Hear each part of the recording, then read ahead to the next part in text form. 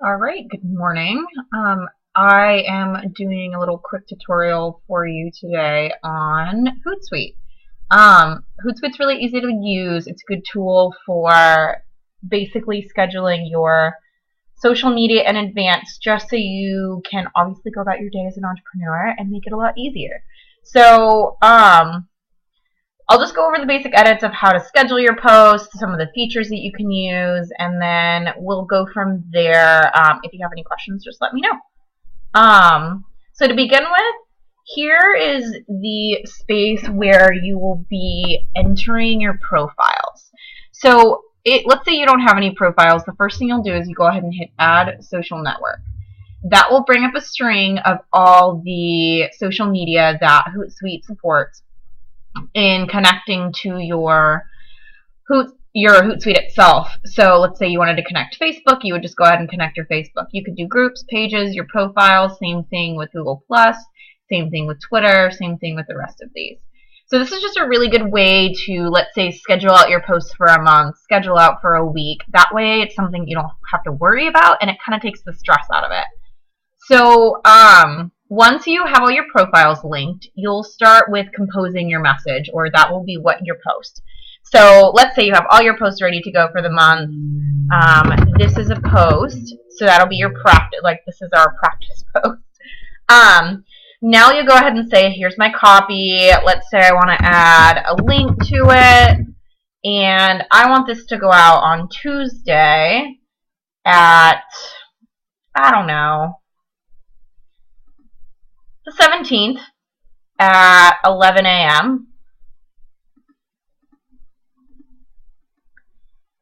And then you just simply hit schedule. Now you're all set to go.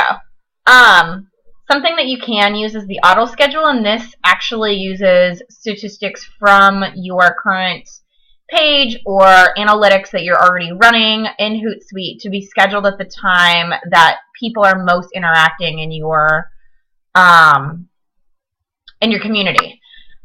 This is something that does have to build over time, so they'll automatically optimize for whatever's the best time of day for like an average industry, but in general, they'll start scheduling it based on that. You can also change the settings here of kind of how that's happening to decide on when you want to auto schedule if there's more information you know about your industry.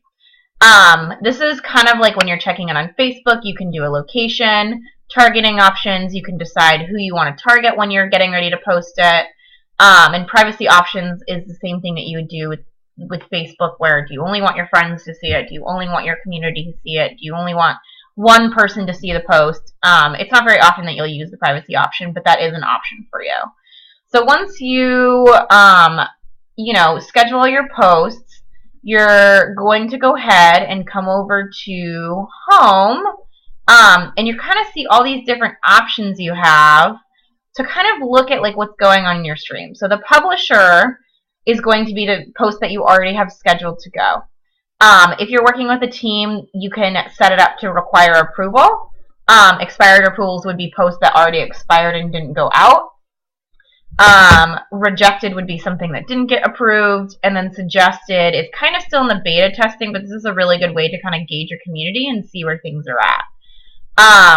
Past scheduled will let you take a look at things that you've scheduled before, what time you scheduled them, everything that it kind of went out over. Scheduled is where, like, probably mostly where you'll be coming in and like, hey, I want to link this, hey, I want to add this, hey, I want to make sure I add additional ideas, or I want to change that content that I scheduled to go out. You'll go ahead and hover over the post. You'll change, or you'll come up with like a few different options here. Obviously, this is delete. The pencil is the edit button. And the view in calendar will take you to the time it's scheduled. You'll still want to go ahead and hit the edit button if you want to change the time it's scheduled, and that's an option right there in scheduling. The other thing you have over here is the analytics. So this is basically going to be your overview of what's going on in all your profiles, when people are looking at your pages, your posts, are they commenting, are they clicking away, similar to the way you would for a website for Google Analytics. The rest of this is pretty easy. You can have assignments for your team. Contacts would be people. This is almost like people that are from your social media that you've spoken to, that you're following. App directory is apps that will sync with Hootsuite. You know, they mostly cost something to add, but this is a good example of just ways that you can make Hootsuite work for you. Settings is pretty basic, like these are all your preferences, your account, your information, the authentication, the security, what you're paying for.